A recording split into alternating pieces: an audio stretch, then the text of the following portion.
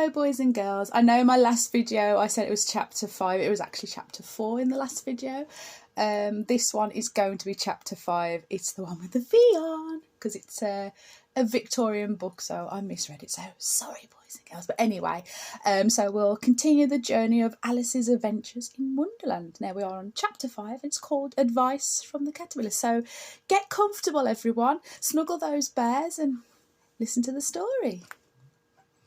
The caterpillar and Alice looked at each other for some time in silence. At last the caterpillar took the hookah out of its mouth and addressed her in a languid, sleepy voice.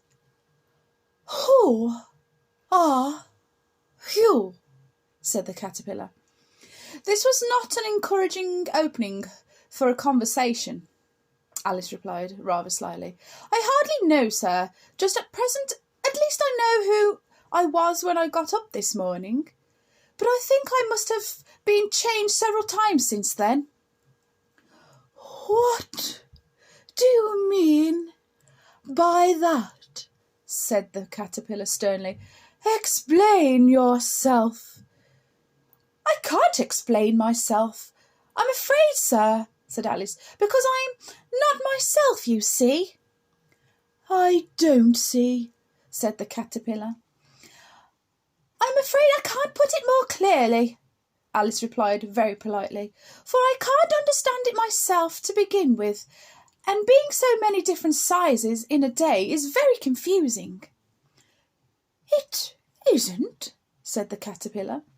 "Well, perhaps you haven't found it so yet," said Alice, "but when you have to turn the chrysalis you will some day, and you'll know, and then after that into a butterfly. I should think you'll feel a little queer, won't you?" "Not a bit." "Well, perhaps your feelings may be different," said Alice. "All I know is it would feel very queer to me." "You?" said the caterpillar contemptuously. "Who are you?" Which brought them back again to the beginning of the conversation.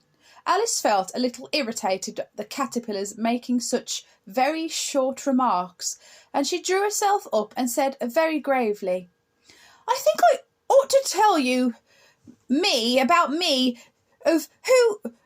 Actually, you should tell me who you are first." "Why?" said the caterpillar. Here was another puzzling question, and as Alice could not think of any good reason, and as the caterpillar seemed to be in a very unpleasant state of mind, she turned away.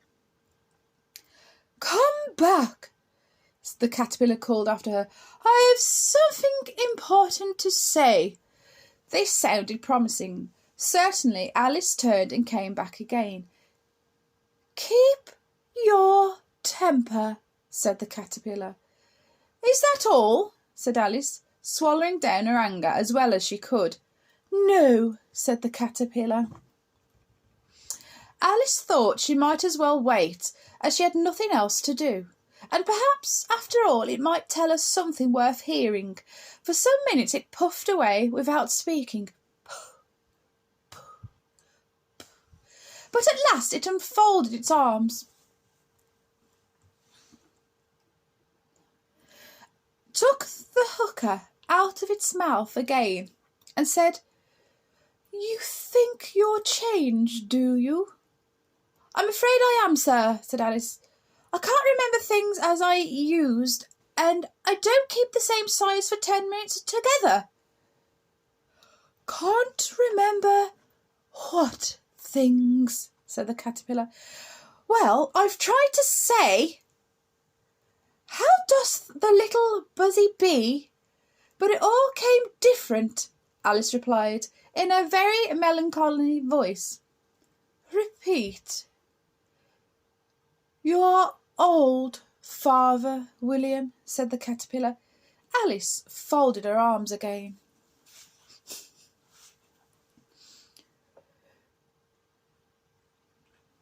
Bear with me, guys. Slow internet today. Alice began. "You are old, Father William," the young man said, and your hair has become very white, and yet you insistently stand on your head. Do you think at your age it is right?" "In my mouth," Father William replied to his son. "I feared it might injure the brain, but now that I am perfectly sure I have none, why, I do it again and again." "You are old," said the youth, "as I mentioned before, and have grown most uncommonly fat. Yet you turned a back somersault in the door. Pray, what is the reason of that?" "In my youth," said the sage, as he shook his grey locks, "I kept all my limbs very supple. But the use of this ointment, 1 shilling the box, allow me to sell you a couple." "You are old," said the youth, "and your jaws are too weak for anything tougher than suet." "Yet you finished the goose with the bones and the beak. Pray, how did you manage to do it?" "In my youth," said his father, "I took to the law and argued each case with the wife, and the muscular strength which it gave to my jaw, it lasted the rest of my life." "You are old," said the youth. "One would hardly suppose that your eye was as steady as ever, yet you balanced an eel at the end of your nose. What made you so awfully clever?" "I've answered these 3 questions, and that is enough," said the father. "Don't give yourself airs. Do you think I can listen all day to such stuff? Be off, or I'll kick you down the stairs."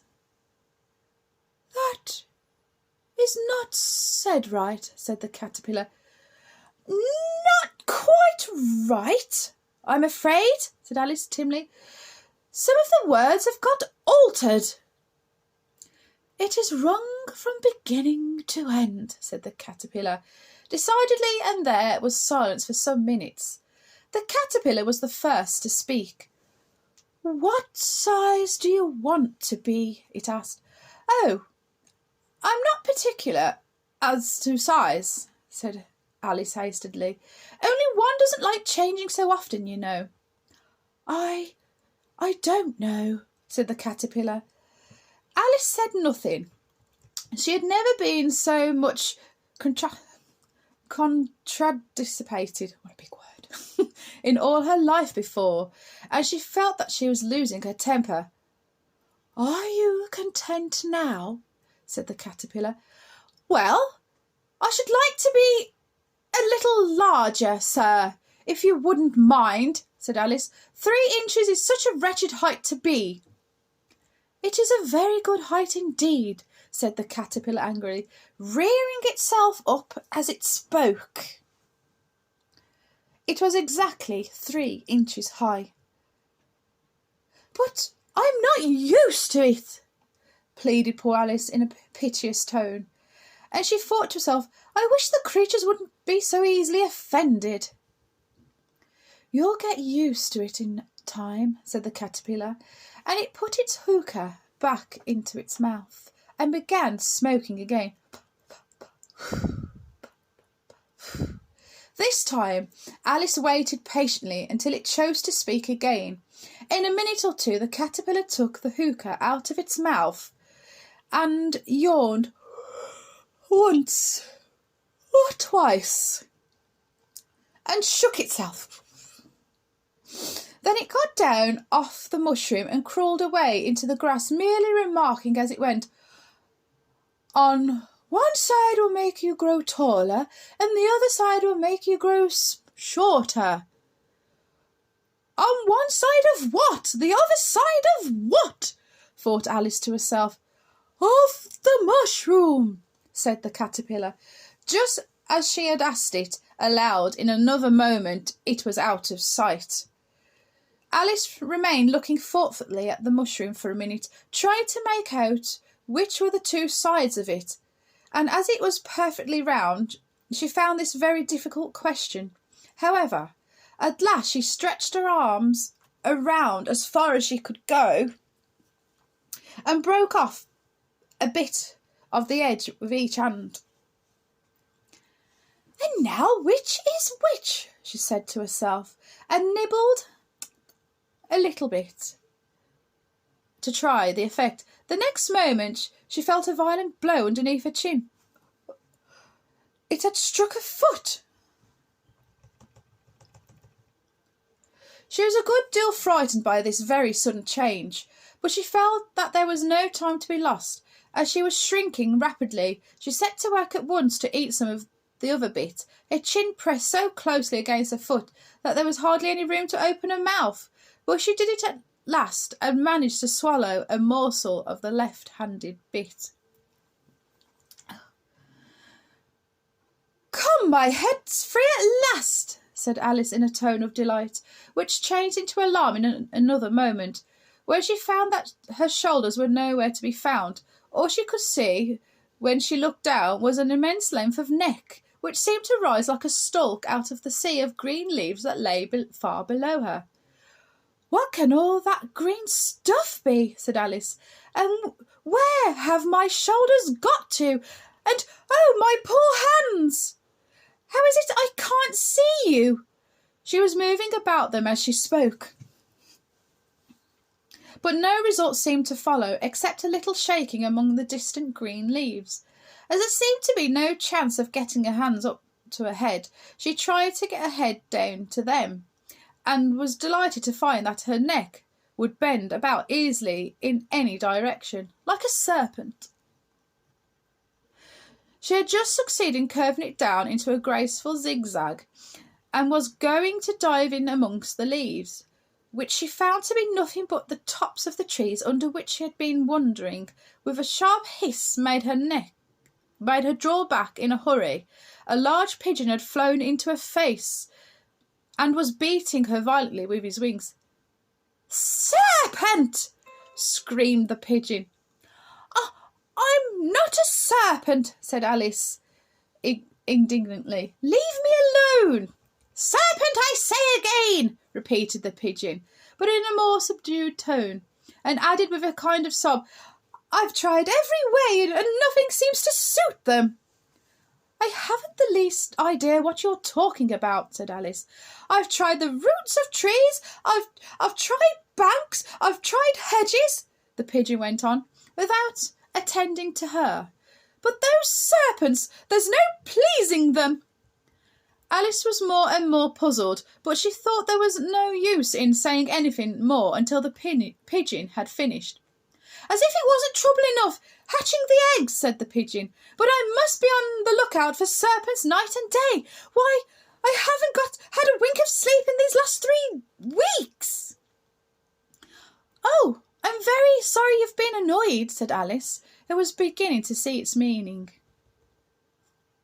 "And just as I'd taken the highest tree in the wood," continued the pigeon, raising his voice to a shriek, "and just as I was thinking I should be free of them at last, they must needs come wriggling down the sky. Oh, serpent!" "But I'm not a serpent, I tell you," said Alice. I'm a... "Well, what are you?" said the pigeon. "I can see you're trying to invent something." I'm a little girl," said Alice rather doubtfully, as she remembered the number of changes she had gone through that day. "A likely story indeed," said the pigeon in a tone of the deepest contempt. "I've seen a good many little girls in my time, but never one with such a neck as that. No, no, you're a serpent, and there's no use denying it. I suppose you'll be telling me next that you'll never tasted an egg." I have tasted eggs, certainly," said Alice, who was a very truthful child, "but little girls eat eggs quite as much as serpents do, you know." "I don't believe it," said the pigeon. "But if they do, why then they're kind of serpent, that's all I can say."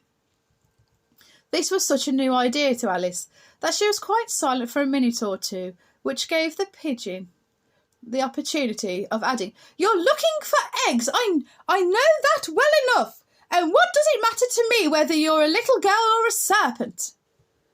"It matters a good deal to me," said Alice hastily, "but I'm not looking for eggs as it happens, and if I was, I shouldn't want yours. I don't like them raw." "Well, be off then," said the pigeon in a sulky tone, as it settled down again into its nest. Alice crouched down amongst the trees as well as she could, for her neck kept getting entangled amongst the branches, and every now and then she had to stop and untwist it. After a while she remembered that it still held the pieces of mushroom in her hands, and set to work very carefully, the pieces of mushroom in her hands and set to work very carefully, nibbling first at the one and then the other, and growing sometimes taller and sometimes shorter, until she had succeeded in bringing herself down to her usual height. It was so long since she had been anything near the right size that it felt quite strange at first, but she got used to it in a few minutes and began talking to herself as usual. "Come, there's half my plan done now. How puzzling all these changes are! I'm never sure of what I'm going to be from one minute to another. However, I've got back to my right size. The next thing to do is to get into that beautiful garden. How is that to be done, I wonder?" As she said this, she came suddenly upon an open place, with a little house in it 4 inches high. "Whoever lives here?" thought Alice. "It'll never do to come upon this in this size. Why, I should frighten them all out of their wits." So she began nibbling at the right-hand bit again, and did not venture to go near the house until she had brought herself down to 9 inches high. Now, that is the end of chapter 5. I'll be back again on Monday for chapter 6. So see you all soon, boys and girls, and I hope you're all staying safe. Love you all. Good night.